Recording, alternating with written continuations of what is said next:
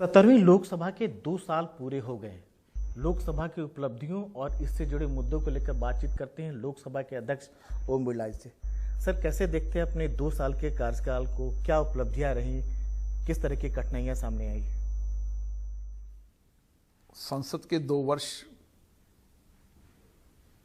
सदन के नेता, माननीय प्रधानमंत्री जी, सभी दल के नेता, सभी माननीय सदस्यों के सहयोग से ऐतिहासिक रही, जिसमें हम स्वस्थ चर्चा संवाद करा पाए। माननीय सदस्य देर रात्रि तक बैठकर अपने संवैधानिक दायित्वों को उन्होंने पूरा किया, विधायी कार्यों में सक्रिय भागीदारी निभाई और अपने क्षेत्र की जनता की भावनाएं, वहाँ की समस्याएं, वहाँ की कठिनाइयों को भी सदन में के माध्यम से सरकार तक पहुंचाने का अधिकतम कार्य किया। इसके लिए मैं उन सबको बधाई देता हूं, क्योंकि माननीय सदस्यों और सभी दलों के सक्रिय सहयोग के बिना और सबकी सर्वसम्मति के बिना सदन के कामकाज की दृष्टि से हम इतनी बड़ी प्रोडक्टिविटी नहीं निकाल लाते। 122% कामकाज की दृष्टि से काम किया, देर रात्रि तक बैठे। कोरोना संक्रमण के इस महामारी के समय भी सभी माननीय सदस्यों ने अपने संवैधानिक दायित्वों को निभाया, सक्रिय भागीदारी निभाई। उसका ही परिणाम है कि देश की जनता का लोकतांत्रिक संस्था के प्रति और विश्वास भरोसा बढ़ा है। तो सर, मानसून सत्र जुलाई के दूसरे हफ्ते से शुरू हो रहा है। कोरोना काल में कैसी तैयारियां रहेंगी? क्या प्रोटोकॉल ज्यादा सख्त रहेगा सर? कोरोना संक्रमण के वायरस की महामारी के समय भी हमने 2 सत्र चलाए हैं। एक सत्र में तो 167% प्रोडक्टिविटी रही। तो मैं ये कह सकता हूं कि कोरोना संक्रमण की महामारी के समय हमारा लोकसभा सचिवालय सदन की कार्रवाई करने के लिए पूरी तरीके से तैयार है।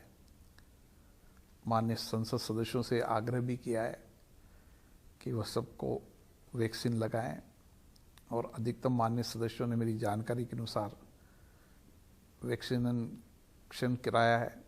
हमारे कर्मचारियों ने भी वैक्सीनेशन हुआ है और कोविड गाइडलाइन जो भी उस समय की परिस्थिति होगी, क्योंकि अभी कोरोना संक्रमण कम होता जा रहा है, लगातार उसमें गिरावट होती जा रही है। हम और सजगता, सतर्कता बरतेंगे, सावधानी बरतेंगे तो मुझे लगता है कि हम कोरोना की इस संक्रमण की दर को समाप्त कर देंगे।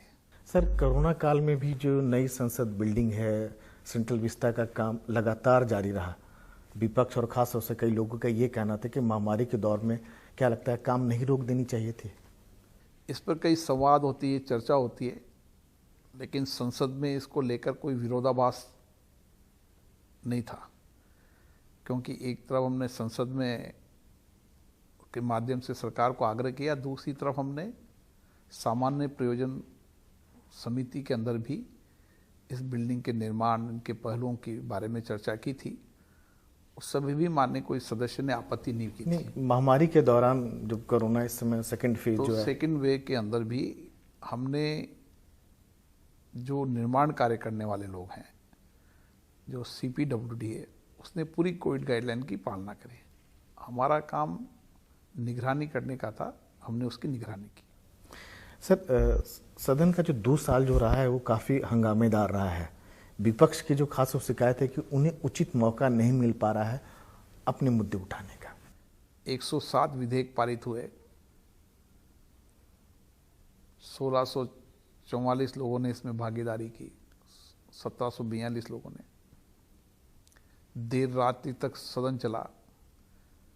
जो आवंटित समय था, जो निश्चित समय था, उससे ज़्यादा अवधि तक हर विधायक बिल पर चर्चा हुई।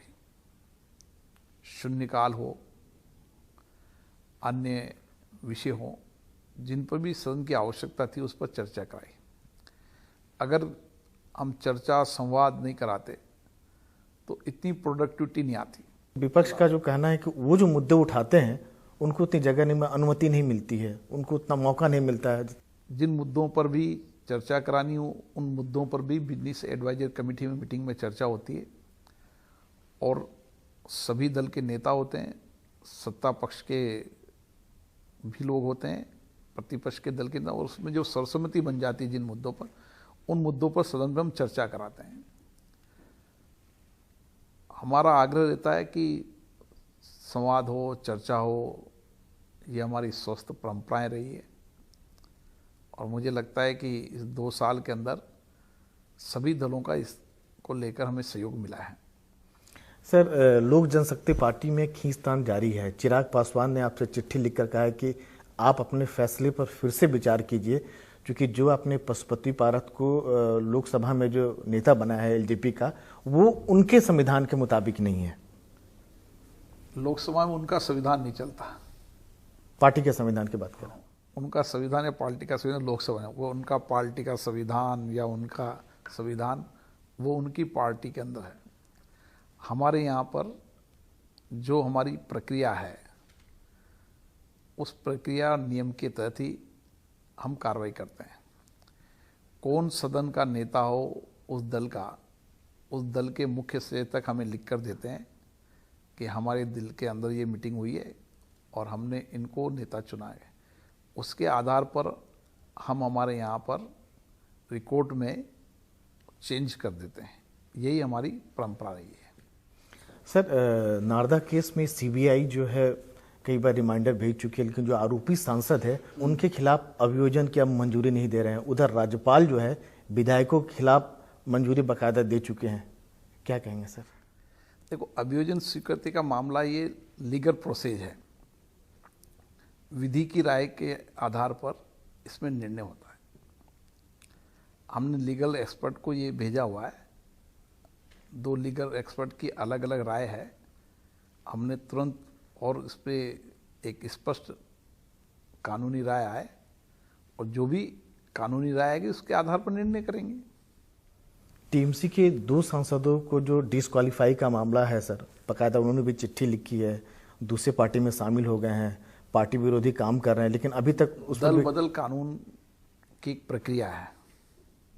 उस प्रक्रिया के तहत उन्होंने जो भी शिकायत की है उसके आधार पर दल बदल कानून के तहत कार्रवाई होती है, लेकिन उसकी एक प्रक्रिया है। क्योंकि सभी पक्षों को सुना जाता है और सुनने के बाद कमेटी में जाकर निर्णय होता है। वो कमेटी जब भी कोई निर्णय करेगी और निर्णय करने के बाद मेरे पास आएगा, मैं उचित निर्णय उस समय लूँगा। सर, एनडीटीवी से इंडिया से बात करने का आपको बहुत बहुत धन्यवाद। तो ये थे ओम बिरला, लोकसभा के अध्यक्ष, जिनका ये कहना है कि इनकी कोशिश है लोकतांत्रिक व्यवस्था को और मजबूत करने की, असरदार बनाने की सही मायनों में। संसद भवन के कैमरामैन प्रेम सिंह के साथ राजीव रंजन, एनडीटीवी इंडिया।